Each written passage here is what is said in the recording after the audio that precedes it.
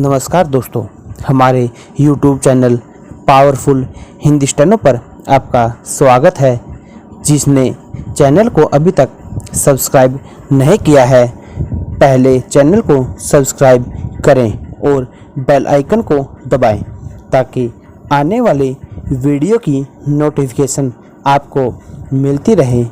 अभी video start होने में 15 सेकंड शेष हैं।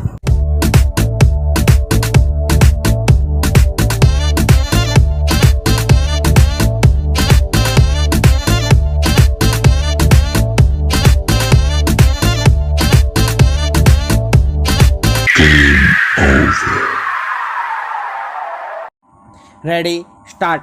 अध्यक्ष महोदय, सरकार ने अभी बड़े महत्वपूर्ण आर्थिक निर्णय किए हैं जिनका हमारी अर्थव्यवस्था की मजबूती और उन्नति पर बहुत प्रभाव पड़ेगा। विराम।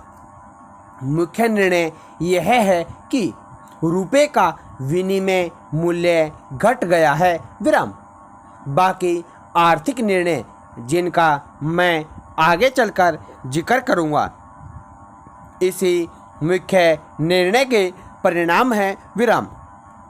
मैं आपको अब यह बताना चाहता हूं कि यह परिवर्तन क्यों करना पड़ा, इसके पीछे क्या राज है और इससे अर्थव्यवस्था को सुदृढ़ बनाने में कैसे मदद मिलेगी। विराम। अगला पैरा।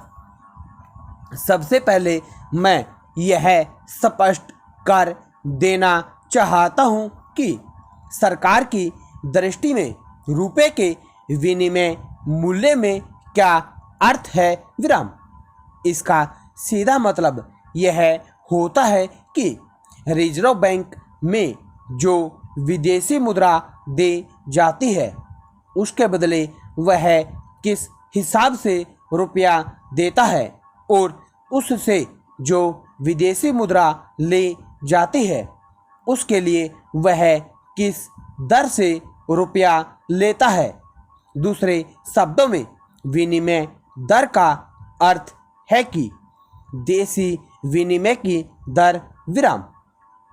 इस माने में जिस तरह और चीज़ों का दाम होता है उसी तरह वह भी है और यह कोई ऐसा मसला नहीं कि जिसके कारण किसी के सम्मान को किसी तरह की ठेस पहुँचे या कोई उत्तेजना उत्पन्न हो। विराम।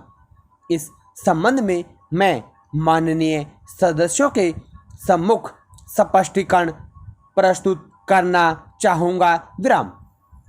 चाहिए तो यह कि अन्य प्रकार के माल की तरह विदेशी मुद्रा का दाम तय करने में भी केवल आर्थिक बातों का ही ध्यान रखा जाए। विराम। वास्तव में विनिमय मूल्य आर्थिक वास्तविकता के अनुसार ही होना चाहिए। विराम। केवल तभी मूल्य का मुख्य प्रयोजन पूरा होता है जो साधनों के उचित आवंटन को संभव और सुविधामय बना सके। विराम। दूसरे रूप में तथा इसके अलावा यह उद्देश्य पूरा नहीं होगा, इसके विपरीत उससे उलझने ही बढ़ती जाएंगी जिससे अर्थव्यवस्था को सिर्फ नुकसान ही होगा। विराम। अगला पैरा। इसमें कोई संदेह नहीं कि 10 वर्ष पहले रुपये का जो मूल्य था आज नहीं है। विराम।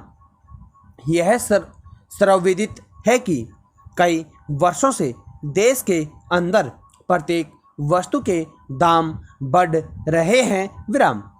10 वर्ष पूर्व जो दाम थे आज उससे 80% अधिक हैं। विराम।